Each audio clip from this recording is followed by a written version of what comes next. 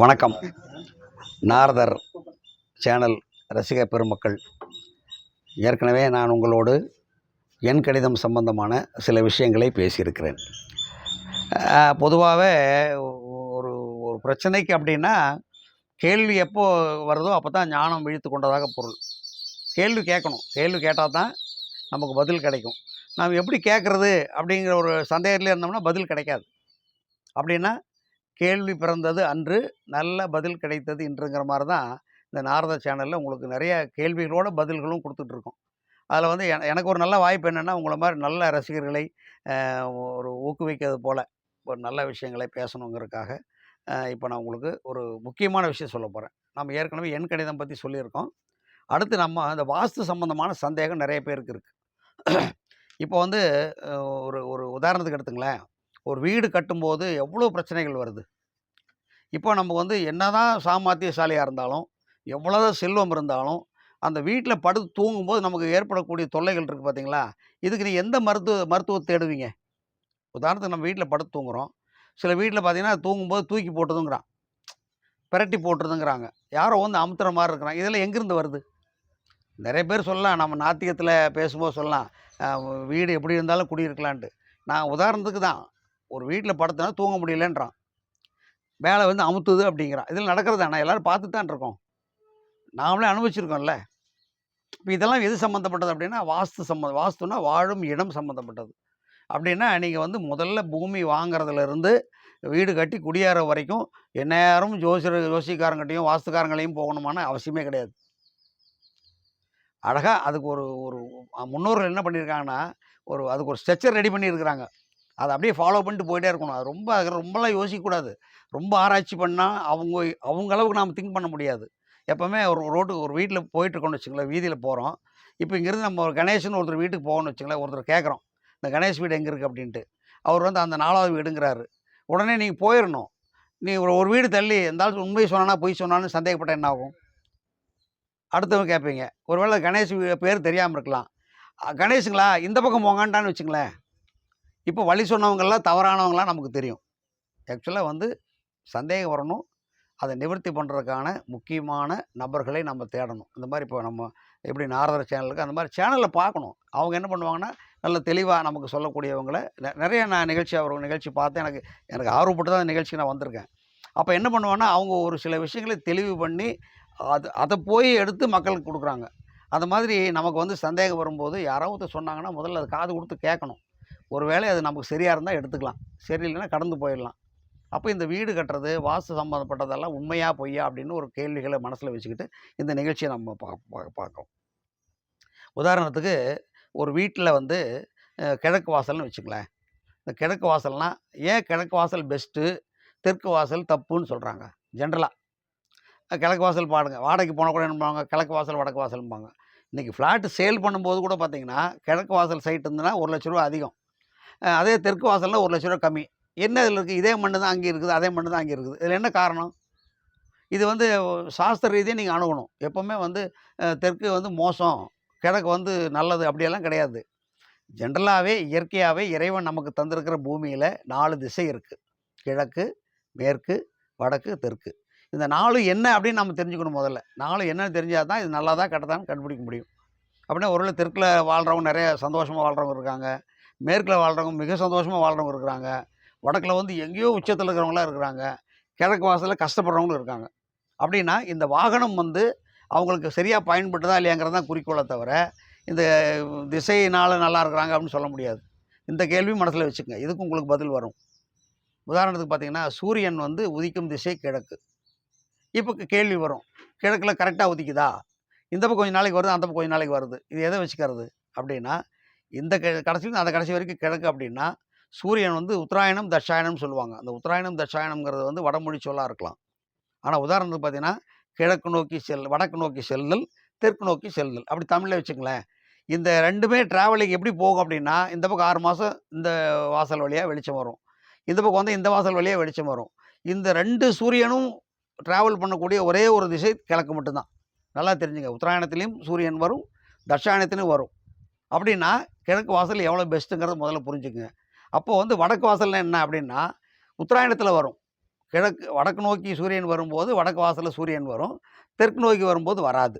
அப்படின்னா அது மோசமா அப்படின்னா, பூமியினுடைய அந்த சாய்மானம் இருக்குல்ல சயின்ஸில், சாய்மானம் வந்து கிழக்க விட வடக்கு ஜாஸ்தி இருக்கும். அப்படின்னா இந்த ஒரு வருஷத்தில் கிழக்கு வரக்கூடிய இந்த வெளிச்சம் 6 மாதத்தில் அது கொடுத்துரும். அப்போ எது பெஸ்ட்டு? ஒருத்தர் 12 மாதம் கூடி ரூ. 10,000 சம்பளம் கொடுக்குறான்னா, 6 மாதத்துல ரூ. 10,000 கொடுக்குற வீடு நல்ல சம்பளம் தானே. அப்போ ஒரு வருஷத்துக்கு 20,000 ஆயிருதுல்ல.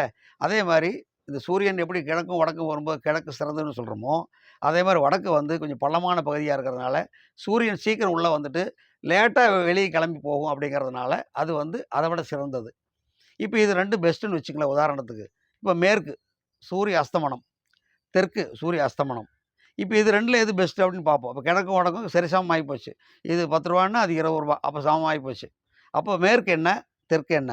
சூரியன் மேற்கில் மறைகிறது அப்படின்னா அஸ்தமனம்னு பேர். அஸ்தமனம்னா சூரியன் மேலே வருகிற பொழுது உடலில் இருக்கக்கூடிய சூட்டை, வெப்பத்தை உருவாக்கிவிட்டு அஸ்தமனம் ஆகும்போது அந்த சூட்டை அப்படியே குறைச்சிரும். இப்படியே ஏற்றி விட்டு இறக்கி விடுறது தான். நம்மளை மேலே கொண்டு போயிட்டு கீழே இறக்கி கொண்டு வந்துடும். அப்போ தான் தூக்கத்துலேருந்து விழிப்போம், திருப்பி தூங்க போவோம். இந்த சயின்ஸ் வந்து சூரியன் பண்ணுற வேலை அது.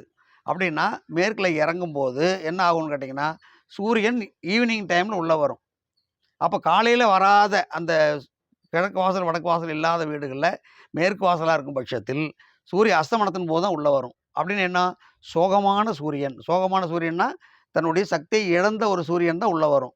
அந்த சூரியனோட வெளிச்சம் உள்ளே படும்போது என்ன ஆகுன்னா, நல்லா தூங்கலாம்னு நினைக்கிறப்போ ஒருத்தன் வந்து சூடாக வச்சு எப்படி இருக்கும், நல்லா தூங்கும்போது உஷ்ணத்தை காமிச்சு என்ன ஆகும், அப்படியே டயர்ட் ஆயிடுதுல்ல உங்களுக்கு. அப்போ மேற்கு வந்து டயர்டு பண்ணும். டயர்டு பண்ணுற சூரியன் தான் மேற்கில். அப்போ அந்த வாசல் கூடாதுன்னு சொல்கிறாங்க. ஆனால் சூரியன் நல்லா தெரிஞ்சுங்க, சூரியன் எப்படி கிழக்கும் வடக்கும் பெஸ்ட்டுன்னு சொல்கிறோமோ, அதே மாதிரி எந்த பவருமே இல்லாமல் ஒரு உடல் சக்தியை வாங்கிக்குது, கிழக்கும் வடக்குலையும் வாங்கிக்குது. அதை வந்து டல் பண்ணுறதும் கிடையாது. அதையும் தூங்க வைக்கக்கூடிய அந்த உஷ்ணம் வந்து அப்படியே லேசாக அப்படியே நீங்கள் ட்ராவல் பண்ணும்போது தெரியும். நல்ல வெயிலில் ட்ராவல் பண்ணிங்கன்னா தூக்கம் தானாக வரும். அந்த மாதிரி மேற்கு வந்து சிவன் வாசல்னு சொல்லுவோம். ஆக்சுவலாக மேற்கு வந்து இந்த சாய்மானத்தில் 3வது பகுதி. அந்த 3வது பகுதியில் வரும்போது 2 சூரியனுடைய எவ்வளோ வெப்பம் இருக்கோ அதே வெப்பத்தை தரக்கூடிய இடம் மேற்கு. அப்படின்னா காலையில் விட சாயந்தரம் அந்த வெளிச்சம் வந்து ரொம்ப ரொம்ப நல்லது. அப்போ சாயந்தரம் வெளிச்சத்தை நீங்கள் வந்து அழகாக உள்ளே வாங்கிக்கலாம். அந்த வெளிச்சத்துக்கு உண்டான தன்மை என்னென்னா, உஷ்ணம் இருக்காது, தூக்கம் லேசாக வரும், நைட் நல்லா தூங்கலாம். அப்போ மேற்கு வாசல்காரங்க நிம்மதியான தூக்கத்துக்கு அதிபதி. ஒரு மனுஷனுக்கு நல்லா நிம்மதியான தூக்கம் வந்தாலே போதும், அவங்க எங்கேயோ போயிடுவாங்க. காலையில் சூரியன் கிடைக்கல, வடக்கு கிடைக்கலங்கிறதெல்லாம் கவலைப்பட வேண்டியதில்லை. மேற்கில் வாசல் இருக்குதா, மேற்கு சூரியன் வருதா, ரொம்ப ஆனந்தம். அவர்களுக்கு உத்தராயண தசாயனம் கிடையாது. ஏன்னா இந்த கிழக்கு வடக்கில் எப்படி உங்களுக்கு இவ்வளோ தூரம் ட்ராவல் பண்ணுறது அவர் கிடையாது, கொஞ்சம் தான் ட்ராவல் பண்ணும். ஏன்னா இப்படி தான் வைடு, இப்படி வந்து சேரும். அப்படிங்கும்போது அதுக்கு பெரிய அளவுக்கு தப்பு கிடையாது. அதனால் வந்து மேற்கு கிழக்கு வடக்கோட சிறந்தது. இப்போ உதாரணத்துக்கு பார்த்துங்களேன், இப்போ இந்த 3 சிறந்தது, தெற்கு மோசம்னு இப்போ ரூ. 1,00,000 கம்மி விலைக்கு விற்கிறாங்க. அந்த வாடகை வந்து கம்மி. ஒரு வீடு வாடகை எனக்கு தெரிஞ்ச ஒருத்தர் போனார், கிழக்கு வாசல் வீடு ரூ. 10,000, தெற்கு வாசல் வீடு ரூ. 8,000னாங்க. ஏன்னு கேட்டால் தெற்கு வாசலுங்க அது கொஞ்சம் சரி இருக்காது, அதனால தான் கம்மியாக கொடுக்குறாங்க அப்படின்னு நினைக்கிறேன். உண்மையே அதுவே கிடையாது. தெற்கு வந்து அந்த சொத்து வச்சுருக்கவங்களுக்கு அதிகமான நன்மையை கொடுக்காது. தெற்கு வந்து அந்த சொத்து வச்சவங்கள அவங்களே என்ன பண்ணுறாங்க, ரூ. 2 கம்மியாக கொடுத்துட்றாங்க. ஏன்னா அவங்களுக்கு அது இழப்பு. தெற்கு வந்து பொருளாதார இழப்பை ஏற்படுத்தும் அப்படிங்கிறதுனால. அதுக்காக வாங்குறவங்களுக்கு பொருளாதார இழப்பு ஏற்படுத்துன்னா கம்மி விலைக்கு கிடைக்கும், அது லாபம் தானே.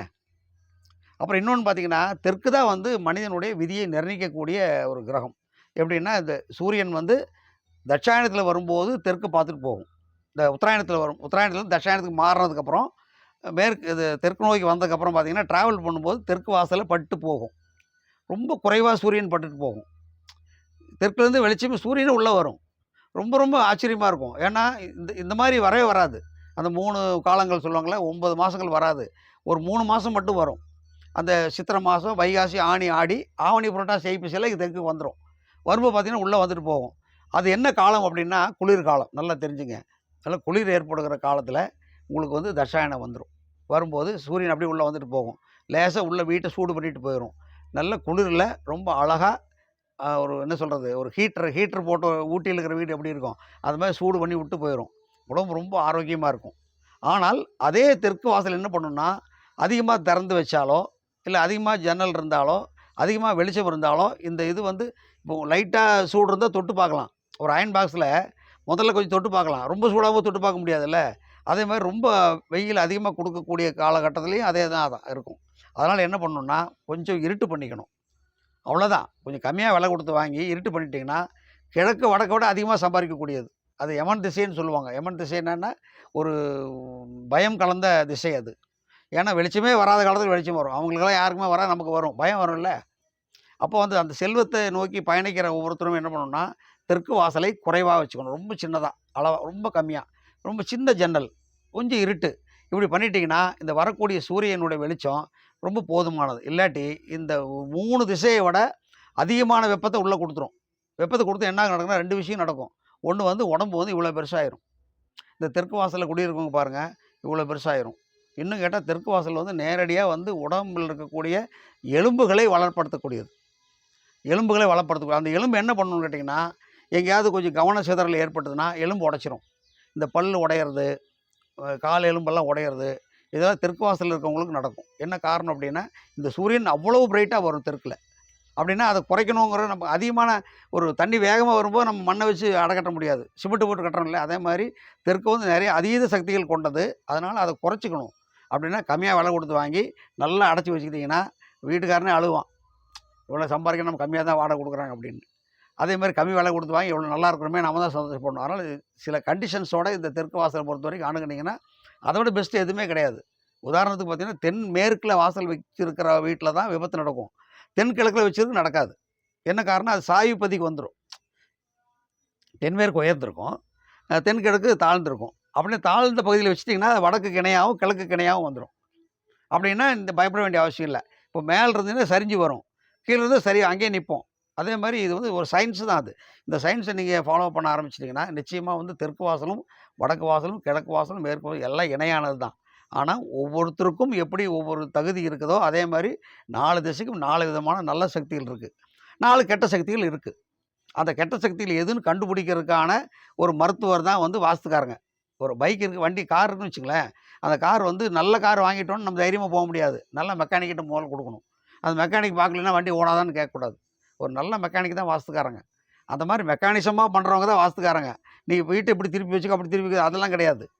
இது சொல்லணும். இந்த சூரியன் இவ்வளோ வருது, சந்திரன் இவ்வளோ வருது, இவ்வளோ வெளிச்சம் இருக்குது. இதில படுத்தீங்கன்னா தூக்கி போட்டுரும். நெறைய பேருக்கு ஒரு சந்தேகம் இருக்கும் பார்த்தீங்கன்னா, இந்த அளவு ஒரு ஒரு வீட்ல 14 அடி இருந்தது. பெட்ரூம். நான் போய் சொன்னேன் 11 அடி வச்சுக்கங்க அப்டின்னேன். ஏன் 14 அடி வச்சா தூக்கம் வராதா அப்டின்னேன். நான் கூப்ட்டு கேட்டேன். இந்த ரூம் படுக்கிறது யாரு அப்டின்னேன். அந்த ரூம்ல யாருமே படுக்கிறது இல்லைன்னேன். ஏன் படுக்கிறது இல்லன்னேன். அது என்னமோ படுத்தா சரியா தூக்கம் வர மாட்டேங்குது. தெரியுதா உங்களுக்கு? இது 11 அடி பண்ணுங்க. தூக்கம் தன்ன போல வரும். என்னன்னா, இந்த காற்று மண்டலம் நம்ம சுவாச மண்டலத்தோட இணைஞ்சு, இந்த பஞ்சபூத சக்திகள் இருக்கு பார்த்தீங்களா? அத திருப்பி திருப்பி அதே காட்டுத ரொட்டேஷன் பண்ணி இது பண்ணும். அது வைடா போயிட்டு வரும்போது நம்ம வந்து சேராம மூச்சு திணறும். திணறும்போது இந்த மூளையினோட செயல்பாடு வந்து கனவுகளா மாறும். அந்த கனவு வந்து எந்திரிச்சு நடக்க வச்சுரும். நெறைய பேர் பெரட்டி போட்டு நான் பார்த்துருக்கேன். நெறைய பேர் சொல்லுவாங்க, "அது முதல்ல வந்து அழுத்தி அழுத்திட்டு இருந்தேங்க. இப்ப நீங்க வாஸ்து பண்ணதுக்கப்புறம் அழுத்துறது இல்ல" அப்படிங்கிறாங்க. அதுக்கு என்ன காரணம்னா, ஒரு மெக்கானிக் மாரி தான். ஏற்கனவே லீக் ஆயிட்டு இருந்தது. அடிக்கடி பெட்ரோல் லீக் ஆயிட்டா அது சீக்கிரம் தீர்ந்து போகுமா, அரெஸ்ட் பண்ணணும். ஆயில் இது சரியா இல்ல. டயர் காத்து சரியா இல்ல. பிரேக் கரெக்ட்டா இல்ல. போல்ட் நட்டெல்லாம் டைட் இல்ல அப்படின்னா, இந்த வண்டி மோசமான வண்டி தான். அதே மாதிரி இந்த அளவெல்லாம் சரியா இல்லாம இருந்தா, இந்த அளவு வந்து நீங்க வந்து சும்மா குத்து மதிப்பா 10, 11லாம் கிடையாது. நல்லா தெரிஞ்சுங்க. ஒரு மனுஷனுக்கு வந்து 5 அடி உயரம். கை மேல தூக்காம கழுத்து வரைக்கும் 5 அடி. 5 1/2, 6 அவ்வளோதான். இந்த 5 அடின்னா 10 அடி ரூம் 2 பேர். ஆணும், பெண்ணும் படுத்துக்கலாம். அதே மாரி 16 அடின்னு வச்சுங்களேன், 3 பேர் படுத்துக்கலாம். நல்லா தெரிஞ்சுங்க. இது எல்லாமே சயின்ஸ் நான் சொல்றது. நீங்க 10 அடி ரூம்ல ஒரு 5, 6 பேர் உட்காந்து இந்த மண்டபத்தில சின்ன சின்ன ரூம்ல சீட் விளையாடுவாங்க பார்த்துருக்கீங்களா? நல்லா வேர்த்து பூத்து உள்ள காத்தே வெளிய போகாது. ஏன் அந்த 10 அடி ரூம்ல அப்படி இருக்குன்னா, அத்தன பேருக்கான ரூம் கிடையாது அது. அதனால அந்த அளவை முன்னோர்கள் வந்து கரெக்ட்டா வகைப்படுத்தியிருக்காங்க. இப்படி சூரியன் போகுதுன்னா, இத்தனை மணி நேரம் டிராவல் பண்ணுது. இந்த வீட்டுக்கு, இந்த வாசலுக்கு, இந்த அறை இத்தனை அடி இருந்ததுன்னா, அவங்களுக்கு நல்லா தூக்கம் வரும். உலகத்திலேயே பாருங்களேன், நம்ம எல்லாமே கண்ட்ரோல் பண்ணிடலாம். நைட் 10 மணிக்கு கண்ண மூடிட்டோம்னா, காலைல எந்திரிச்சா தான் நெஜம். இல்லைங்களா? அது யாரும் மறுக்க முடியாது. அதுவரைக்கும் பார்த்துக்கிறது யாரு? சும்மா கேலி, கிண்டல் பேசுறவங்க பேசிட்டே போறாங்க. அத பத்தி கவலையே இல்ல. நீங்கள் உங்கள் வாகனத்தை சரி செஞ்சுக்கணும். அந்த வாகனத்த சரி பண்றதுக்கு கொஞ்சம் மோசமான மெக்கானிக் இருப்பான்.